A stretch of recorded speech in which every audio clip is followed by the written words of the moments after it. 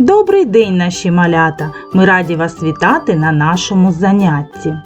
Дітки, скажіть, а ви знаєте, що таке ферма? Ферма – це велика будівля, де розводять різних тварин. Тварини, які живуть на фермі поряд з людьми, як їх можна назвати? Так, на фермі живуть свійські тварини. На фермі їх годують, доглядають, створюють спеціальні умови для їхнього життя. Давайте з вами пригадаємо тварин, які мешкають на фермі.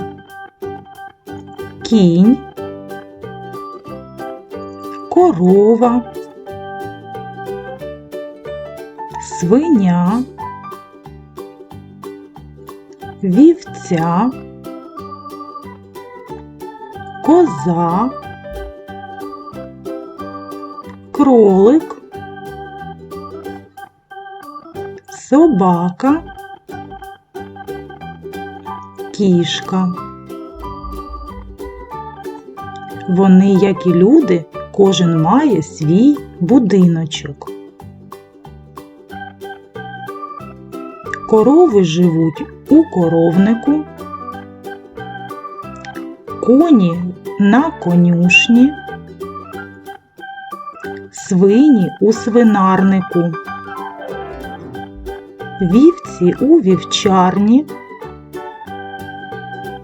кролики у крольчатнику, собака живе у буді. А яку користь ці тварини приносять людям? Свійські тварини дають людині продукти харчування – молоко, м'ясо, яйця. Зі шкіри тварин шиють одяг і взуття, з вовни виготовляють пряжу і тканину. Дають робочу силу для перевезення вантажу. Охороняють нас. Рятують людське життя.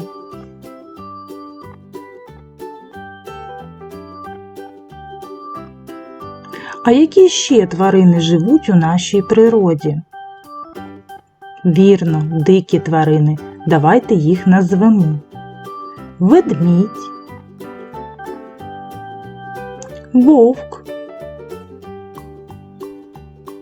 лисиця, кабан, олень, лось, білка, їжак. Дикі тварини живуть у дикій природі, в лісі.